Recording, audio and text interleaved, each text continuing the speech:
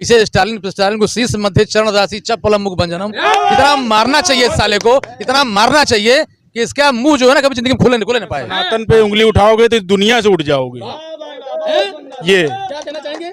इस सनातन पे उंगली उठाओगे तो इस दुनिया से उठ जाओगे, वो चाहे स्टालिन हो चाहे जो भी या स्टालिन जो बोल रहे हैं कि गलत बोले हैं, इनको तो हम यही कहेंगे कि जूता चाहिए इनको बस। जैसे सब इनको जूता पड़ता है आए दिन इनका क्या नाम स्वामी प्रसाद मौर्य को, इस व्यक्ति के ऊपर क्यों कुछ नहीं हो रहा है और ये इस तरीके से सनातन धर्म पर कुठाराघात करके सही से और अभी भी कैसे बैठा हुआ है, इसको लेकर लोगों की प्रतिक्रिया क्या है, आइए इन लोगों से जान लेते हैं। सबसे पहले क्या नाम है आपका? मनीष सिंह भैया जी मनीष सिंह, अभी जो एक बयान वायरल हो रहा है स्टालिन का, तमिलनाडु के मुख्यमंत्री के बेटे का, आखिरकार उस पर आपकी क्या प्रतिक्रिया है? किस तरीके से ये लोग जो है सनातन धर्म को टारगेट करके क्यों अपनी राजनीतिक रोटियां सेकने पर उतारू रहते हैं? स्टालिन जो बोल रहे हैं कि गलत बोले हैं, इनको तो हम यही कहेंगे कि जूता चाहिए इनको बस। जैसे सब इनको जूता पड़ता है आए दिन इनका क्या नाम स्वामी प्रसाद मौर्य को, और वही अफसोस की बात है कि उत्तर प्रदेश में नहीं है, नहीं तो अब तक 3-4 जूता उनको मिल गया होता।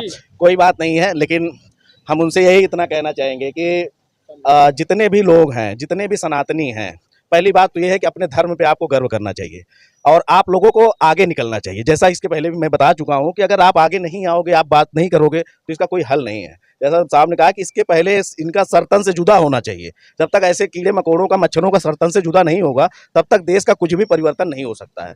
और जितने भी संगठन हैं, सबसे जरूरी बात यह है कि जितने भी संगठन हैं, संगठनों को बाहर आना चाहिए भैया, क्योंकि आप लोगों के पास जन समुदाय है। जन संपर्क करके आप अगर रोड पे निकल रहे हैं तो 2-4 बार ऐसे इनकी बोलने की हिम्मत नहीं पड़ेगी। जितने भी संगठन हैं, चाहे वो आरएसएस हो, चाहे हिंदू युवा वाहिनी हो, या बजरंग दल हो, या जितने भी हैं, चाहे करणी सेना, भीम आर्मी, या जितने भी हैं, मैं सबको कह रहा हूँ मैं जब तक इसका हल यही है। बाकी आप ऐसे रोज माइक लगाएंगे, हम रोज ऐसे चिल्लाएंगे अगर वो। और दूसरी बात मैं कहता हूँ कि सबसे पहली बात तो अगर वो क्रांतिकारी, अगर हिंदुओं को क्रांतिकारी बनाना पड़ेगा। अगर वो आतंकवादी पैदा कर सकते हैं, वो आके बम लगा के यहाँ मर सकता है, तो आप जितने भी संगठनकारी हैं उनको अपने आप को देख करके यहाँ क्रांतिकारी पैदा करें। जब तक क्रांतिकारी पैदा नहीं होंगे, जब तक अपने कल्चर को नहीं समझेंगे, तब तक इस देश का कुछ नहीं होगा। और बाकी ये बोलने से हमारे सनातन धर्म को कुछ होगा नहीं, क्योंकि हम अखंड भारत की परिकल्पना कर रहे हैं। पाकिस्तान देख लीजिए बदहाल स्थिति में है, उधर उनका देख लीजिए, श्रीलंका का देख लीजिए, हम अखंड भारत की ओर आ रहे हैं। और जैसा तथाकथित लोगों को देख लीजिए, मैं नाम नहीं लूंगा, चाहे गुलाम नबी आज़ाद हो, उनको भी रियलाइज हो रहा है कि हम हिंदू हैं, सनातनी हैं। ऐसे सबको लगभग अभी एक सर्वे आ रहा था, सबको 10-12% लोगों को एहसास हो चुका है। इनको भी एहसास हो जाएगा। ये लोग सिर्फ और सिर्फ अपनी राजनीतिक रोटी सेक रहे हैं, इसमें नहीं पड़ना चाहिए। और कुल मिला के इनका खुल के सार्वजनिक मंचों पर विरोध करना चाहिए। आप जो भी काम कर रहे हो देश के लिए, राष्ट्र के लिए, अगर हमारे सरदार भगत सिंह ये लोग अगर फांसी चढ़ गए तो आप अपना 1 घंटा 10 मिनट अपना निकालिए। ऐसे बयानों को आप देखिए। अगर कल देश के साथ हो रहा है तो ऐसा कल आपके साथ भी होगा, इसलिए आगे निकलिए। कारण क्या है, किस कारण ऐसे लोग जो हैं वो ऐसे बयान देने पर उतारू रहते हैं, उतावले रहते हैं? आखिरकार कारण क्या है? कैसे ये लोग जो है एक धर्म को लेकर, एक समुदाय को लेकर, एक जाति को लेकर ऐसे तमाम बयानों को लेकर सुर्खियों में बने रहते हैं? कारण क्या है? देखिए सीधी सी बात कर दूं, एक आपने शेर को देखा होगा सर्कस में, जी। उसको एक आदमी पतला सा दुबला सा लेके हंटर 60 पीटता रहता है। क्यों? क्योंकि वो एकदम वही कुछ मांस पा गया है, चुपचाप वहीं बैठ के खाता रहता है। वो क्या हो गया? सर्कस का शेर। सर्कस का शेर। उसे मालूम ही नहीं है हमारी ताकत क्या है, उसको मालूम ही नहीं है। वही हमारे सनातनियों की हाल है। जब तक ये सनातनी हर यहाँ से जूता नहीं खाएंगे तब तक जागेंगे नहीं है, और जागेंगे जब तो वही हाल होगा कि लोग भाग जाते हैं। और आपने देखा होगा राणा प्रताप, शिवाजी, बहुत सारे लोग आए, इनको जगाने का प्रयास किया, लेकिन ये आज भी सो रहे हैं। और मैं आपको बता दूं, सिर्फ यही सोने का कारण है कि जितने हराम खोर हैं इस धरती के नेता, वो सब सनातनियों को खुलेआम गरियाते हैं, और उनकी हिम्मत भी है। नहीं तो आप देखे होंगे, सिर्फ नूपुर शर्मा ने छोटा सा बयान दिया, पूरे भारत में सर्तन से जुदा चलने लगा। योगी जी भी हार गए एक बार, ऐसे लगा कि पुलिस फेल है, लेकिन बाद में चलिए मामला सलटा के बुलडोजर चला के मामला सलट दिया है। लेकिन आज सनातनियों पे इतने बोलने की औकात क्यों है? क्योंकि हम बटे हुए हैं, जातियों में बटे हुए हैं, और अपनी छोटी छोटी उपजातियों में बटे हुए हैं। आज आप देखिए, श्री कृष्ण जी ने गीता के 4थे अध्याय में 13वें श्लोक में कहा कि उन्होंने ही वर्ण व्यवस्था के आधार पे ही सनातन धर्म की स्थापना की है। जिसका जैसा काम था उसको वो काम दिया गया, उसके हिसाब से उसका नाम हुआ। मैं आज भी आपको बता दूं, ये सारे नेता बात करते हैं SC ST OBC की। मैं आपको बता दूं, पहले भी जो ब्राह्मण था उसका सम्मान था, जो क्षत्रिय था उसका सम्मान था, जो वैश्य था उसका सम्मान था, जो शूद्र था उसका भी सम्मान था, और आज भी सम्मान है। आज आप देख लीजिए, जो ज्ञान की बात कर रहा है, अगर APJ अब्दुल कलाम मुस्लिम होते हुए भी ज्ञान की बात किए तो आज वो ब्राह्मण थे, उनका सम्मान हुआ। आज किसी भी जात का सैनिक हो हम उसको सल्यूट करते हैं, क्योंकि वो क्षत्रिय है, क्योंकि वो युद्ध लड़ रहा है। और अगर कोई भी व्यापार का काम कर रहा है तो आज वो वैश्य से हम उसकी इज्जत कर रहे हैं। और चाहे डीएम हो चाहे एसपी हो, वो आज शूद्र है, क्योंकि वो नौकरी कर रहा है तो भी हम उसकी इज्जत कर रहे हैं। तो आज हमको जो बांटने वाले हैं जातियों में, सुन ले कान खोल के, तुम्हारी दुकान बहुत जल्दी बंद होने वाली है। अभी तो एक नेवला जहां पा रहे हैं वहीं जूता खा रहा है, वो प्रतापगढ़ का है, और आज तक उस नेवले ने प्रतापगढ़ में प्रधानी का भी चुनाव नहीं जीता, और आज वो बात कर रहा है सनातनियों पे। मैं खुला चैलेंज दे रहा हूं, और यहाँ के मौर्य समाज को खुला चैलेंज दे रहा हूं कि एक भी व्यक्ति आज तक स्वामी प्रसाद मौर्य का विरोध नहीं किया, और अगर नहीं करेंगे तो मैं सिर्फ कह रहा हूं कि आप सनातन धर्म के खिलाफ हैं। और बता दें, अगर उसमें से कुछ लोग, जैसे स्वामी प्रसाद मौर्य सनातन धर्म के नहीं हैं, वो बौद्ध धर्मी हैं, और सुन लें जितने लोग बौद्ध धर्मी हैं, अगर आपने बौद्ध धर्म अपनाया है तो ओबीसी और SC ST का आरक्षण अपने पीछे से हटा लो तो जाने। आज दो वर्गों का लाभ ले रहे हैं, जहां पैसा पा रहे हैं धर्म परिवर्तन करके भी SC ST का आरक्षण और OBC का आरक्षण ले रहे हो। अरे है चुनौती, एक धर्म स्वीकार करो और उसको छोड़ दो, और कह दो कि हम सनातन धर्म के नहीं हैं। दोनों चोला ओढ़ के काम कर रहे हो। और रही बात स्टालिन की, तो उनको मैं कह रहा हूं, ये वही धरती है प्रतापगढ़ की जहां पे राम भी आए, कृष्ण भी आए, गौतम भी आए, महावीर भी आए, और हम इकलौते हैं जिन्होंने पांडवों को भी रहने का स्थान दिया और श्री राम को भी गले लगाया। लेकिन यहीं का एक आदमी वीर बार्बरिक, जिसने महाभारत के पूरे युद्ध को एक तीर पे खत्म करने की बात कही। मैं आनंद ओझा स्टालिन को चैलेंज देता हूं, मेरी ताकत सिर्फ वोट में है, और वोट के दिखाऊंगा कि स्टालिन ही नहीं उनकी पूरी पार्टी की जमानत जब्त हो जाएगी। जय श्री राम। चाहे वो फिल्म जगत हो, चाहे यहाँ पर तमाम ऐसे लोग हों जो चुनावी रोटी सेकने का काम करते हैं, आखिरकार फिल्मों में भी देखा गया है, तमाम ऐसी ऐसी पिक्चरें बनी हैं, ऐसी ऐसी फिल्म बना हुआ है जिसमें सिर्फ और सिर्फ सनातन धर्म को जो है लेकर तमाम चीजें दिखाई गई हैं, कुठाराघात किया गया, कहीं उस पर मुकदमा चलाया जाता है, कहीं दूध को लेकर तमाम चीजें दिखाई जाती हैं। इसको लेकर आपकी क्या प्रतिक्रिया, कैसे देखते हैं इस चीजों को? सिनेमा, राजनीति और अब तो नेता चाहे जिस पार्टी के हों, सब लोगों ने अब एक ही एजेंडा बनाया हुआ है कि जो सनातन धर्म की पुरातनता है, जो उसकी विश्वसनीयता है, जो स्वीकार्यता है, उसको थोड़ा करके क्षरण किया जाए। उसका मिटा नहीं सकते, इसलिए क्षरण कर रहे हैं।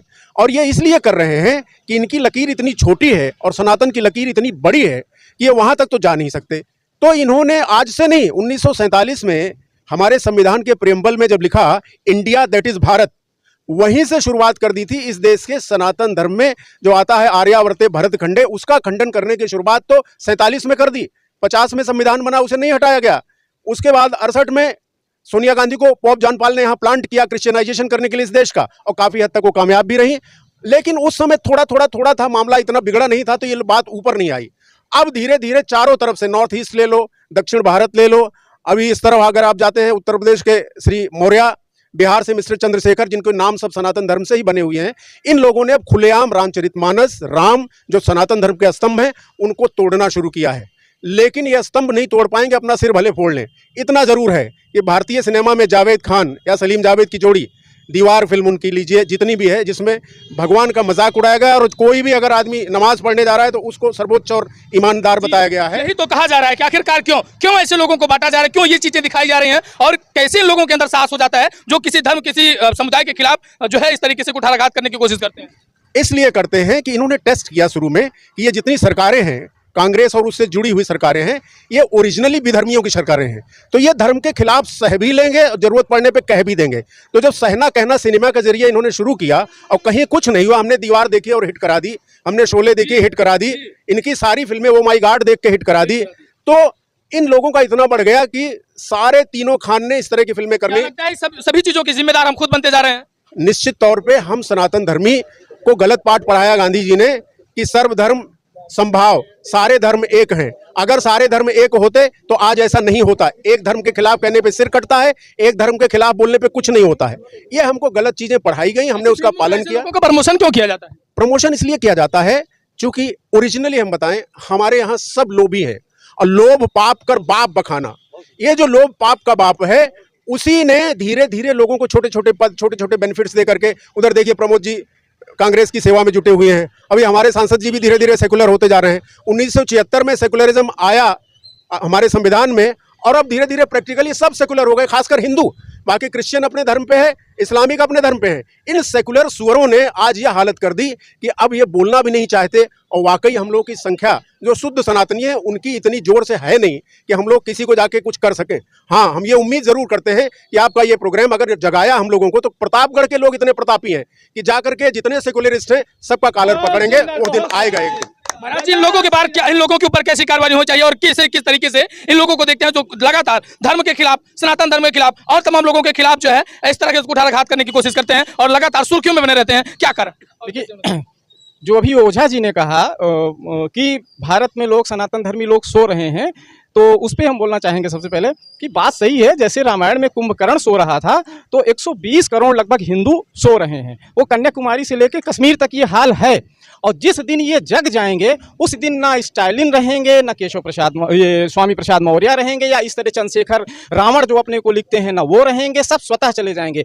आवश्यकता है सनातन धर्मियों को पुनः बाहर निकलना, अपने धर्म के लिए, अपने राष्ट्र के लिए, और अपने जो दुनिया का सबसे पुराना और गौरवशाली इतिहास रहा है उसको बचाए रखने के लिए। जब तक हम आगे नहीं निकलेंगे, इस तरह के लोग बोलते रहेंगे, इस तरह के लोग आगे आते रहेंगे। और इनको सबक सिखाने का यही तरीका है कि जिस दिन हम एक हो जाएंगे और हम एकजुट होकर 120 करोड़ हमारी संख्या है, हम निकलेंगे, उस दिन ऐसे लोग स्वतः या तो बिल में छिप जाएंगे या तो देश छोड़ के चले जाएंगे। जैसे लोगों पर के ऊपर क्या कार्रवाई होनी चाहिए और किस तरीके से इस मामले को देखते हैं आप? इनको गधे पे बैठा के मुंह काला करके पूरे देश में घुमाना चाहिए और जूतों की माला पहना करके जूतों से इनसे बात करनी चाहिए। एनएसए लगा करके इनको देश से बाहर कर देना चाहिए। मुख्यमंत्री के बेटे हैं, आप कुछ नहीं कर पाएंगे ऐसा कहा जाता है। बात सही कह रहे हैं कि भाई राजनीतिक व्यक्ति हैं, प्रभावशाली व्यक्ति हैं, जिनके साथ कुछ नहीं हो सकता। मनीष कश्यप जैसे सामान्य व्यक्ति के साथ तुम करो तुझे हाँ बिल्कुल हो सकता है। जबकि ये दोहरा मापदंड है कानून का।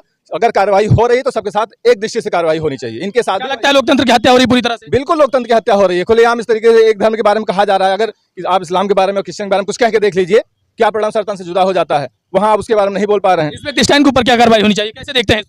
इनको भी वही हश्र होना चाहिए। इनके ऊपर एनएसए लगा के या तो जेल में भेजिए या तो इनको देश निकाला करिए। सनातन संस्कृति का अपमान अब हिंदुस्तान नहीं सहेगा। ऐसे व्यक्तियों के ऊपर क्या कार्रवाई होनी चाहिए? भैया मैं एक बात कहना चाहूंगा आपके चैनल के माध्यम से, सनातन पे उंगली उठाओगे तो इस दुनिया से उठ जाओगे। ये क्या कहना चाहेंगे?